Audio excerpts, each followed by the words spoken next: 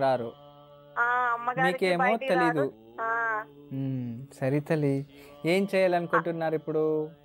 అదే అన్నయ్యకి ఏ సంబంధం నేను ఎవరు తెలిసిన మట్టికి ఎవరి మట్టికి వాళ్ళని అడుగుతున్నా అలాగే అంటున్నారు కానీ ఎవరు చూసిన వాళ్ళు లేరండి. చుట్టాలు పట్టాలు కూడా చూసిన వాళ్ళు లేరండి. ఏం పని చేస్తారు అన్నయ్య?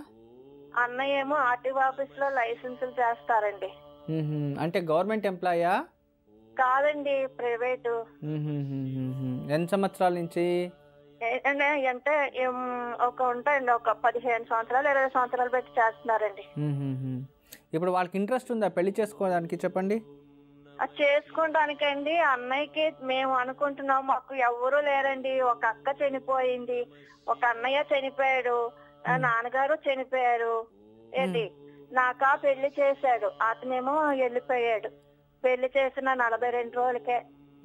ఇప్పుడు అయితే మీ పెద్దన్న గారు చనిపోయారు, అక్కగారు చనిపోయారు, మీరు పెళ్లి చేసుకోండి, భర్త లేదు. ఇప్పుడు మీ అన్నయ్య తమ్ముడు లేదు. తమ్ముడికి లేదండి. నాక పెళ్లి చేసి 50 లక్షలు ఇల్లు ఇచ్చి గనిహారంగా 15 లక్షలు ఇచ్చి పెళ్లి చేసి అన్ని 3 సంవత్సరాలు సరిపోయినంత సరుకులు పెట్టి కూర్చుని తినమని రోజుకి 500 ఇచ్చి అతనికి ఉద్యోగం లేకపోయినా చూస్తానని చెప్పిన ఆడు వెళ్ళిపోయాడండి. 17 లక్షలు ఇచ్చారా? 15 లక్షలు కట్నం ఇచ్చారు, ఒక 6 తులాలు 7 తులాలు బంగారం పెట్టారు, 50 లక్షలు ఇల్లు ఇచ్చారు, 15 లక్షలు పెట్టి పెళ్లి చేసి ఇంటి నిండా సామాన్లు సరుకులు తినడానికి. మరి చెప్పకండి, ఎవరి కోటీసులు ఉన్న వాళ్ళైనా పెట్టారండి. అలా పెట్టారండి మా తమ్ముడు. అందుకే పెట్టి ఎక్కువైపోయి అజీర్ణం చేసుకోలేకుండా పారిపోయాడు. ఏంటి గడికి ఫ్యాన్లు, కర్టెన్లు, దోమతెరలు, బాత్రూమ్ లో కడుకోవడానికి యాసిడ్లు, ఏంటి పళ్ళుతో పేస్ట్, బ్రష్లు, దేవుడి సామాన్ల దగ్గర నుంచి అండి, పూట సామాన్ల దగ్గర నుంచి అన్ని సమస్తం అసలు 3 సంవత్సరాలు పెట్టి ఏమి కొనుక్కోలేదండి సార్. ఇంట్లో నుంచి మళ్ళీ వంట చేసి పట్టుకెళ్ళేదండి, పైన ఇచ్చారండి అన్నయ్య.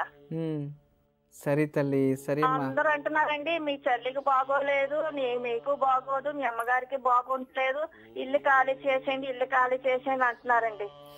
అది చూడాల్సి ఉన్నది. ఎందుకంటే ఇప్పుడు అన్నయ్య జీవితం అర్థంలో అయిపోయింది, అక్క జీవితం అర్థంలో అయిపోయింది, నాన్న లేదు, అన్నయ్య జీవితం ఇలా పరవాళ్ళ పాలైపోయింది, మీరు చూస్తే ఇలా అయిపోయారు, అమ్మకు చూస్తే ఆరోగ్యం సరిలేదు. ఇవన్నీ చూస్తే అలా అనిపిస్తుంది. ఎందుకో మంగళ కార్యాలు మీ కుటుంబంలో ఎవరికి జరగలేదు, జరిగిన వారు చక్కగా లేదు అనిపిస్తుంది తల్లి. బ్రహ్మహత్య దోషము చూస్తా ఉంటలే. నీ పైన ఒక ప్రశ్న వేస్తాను, ఎందుకు ఇలా జరిగింది? బ్రహ్మహత్య దోషం. ఏదో ఆ ఇల్లు కట్టేటప్పుడు ఆ ఇంటి కింద ఏదో పుట్ట ఇలాంటిది ఏదో వేసి తోసేసి బ్రహ్మహత్య చేసి ఇల్లు కట్టారు తల్లి. దిక్కు లేకుండా అయిపోయామండి గురువుగారు. ఆ ఇంటి కింద మొదలు బావినో ఏదైనా చెరువో తిప్పో అలాంటిది ఏదైనా ఉండిందా? ఫస్ట్ అండి మేము ఇల్లు కట్టుకోకమంటే ఒక బావి ఉండేదంటండి, దాన్ని అన్ని పూర్తి చేసి కట్టించామండి. అది పరిస్థితి చూడండి. అక్కడి నుంచి వచ్చింది తల్లి. దయచేసి ఆ ఇల్లు వదిలేయండి, మీరంతా బాగుపడతారు. లేదంటే చాలా కష్టం. మేము పైన అన్నయ్య అండి ఇల్లు నాన్నగారు ఉన్నప్పుడు ఇల్లులన్నీ అమ్మారండి.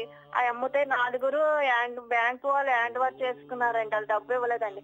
ఇంకొక అతనికి ఏమో కోర్టుకి వేస్తే మేము గెలిచినా ఇవ్వరంటండి, ఆయన హైకోర్టుకి వెళ్ళాడండి. ఆ డబ్బులు రావాలండి. అన్ని చికాకులేనండి. ఎంత పట్టుకెళ్ళిపోయినా అన్ని ఉన్నా గొడవలు వస్తూనే ఉన్నాయండి.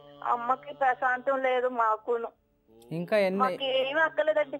మా తమ్ముడు పెళ్లి అయిపోయి ఇంటికి వంశం ఉంటే ఈ ఆస్తులు పాస్తులు మాకు ఏమి అక్కర్లేదు గురువు గారు. మా చెల్లికేటి, మా నాకేటి, మా అమ్మగారికి ఎవరికి వద్దండి. ఆమె రావాలి కదా, ఆస్తులు లేకపోతే ఈ కాలంలో ఎవరు రారు. అన్ని కాపాడుకోవాలి, అది మీ బాధ్యత.